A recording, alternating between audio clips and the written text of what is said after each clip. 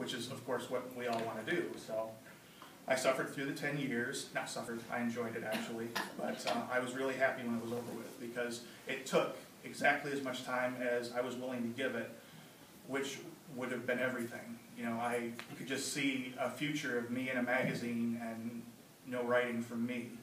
So, so I actually folded Night Train a year ago, and I've written a novel and a collection of short stories since. So, yeah, I'm grateful for that.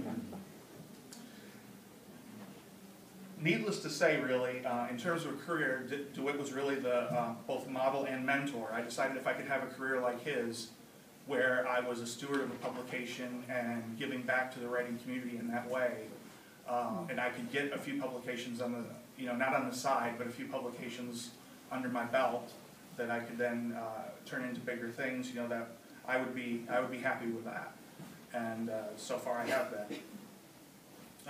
DeWitt's published 2 memoirs and an equally commendable novel in the last 8 or 9 years. I may not have the time exactly right, and I've read them all, you know, feverishly actually.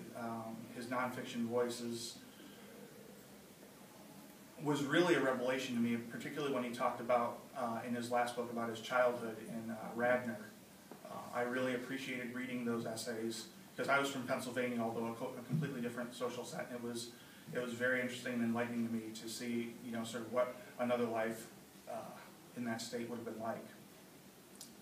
My favorite among his books, though, is actually an anthology he edited with James McPherson, an anthology called Fathering Daughters.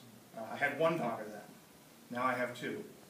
And I read DeWitt's essay, and I kind of blanched, because he was detailing his daughter's experience during her adolescence, and I thought, oh my God, I'm going to have to do this twice. And it doesn't stop. And this just goes to show you the experience that you think you're getting in a workshop is not necessarily what you come away with after the 10 or 15 year period it takes to maybe assimilate all that. But what I got from it, and from DeWitt, was that, you know, the advice that you look for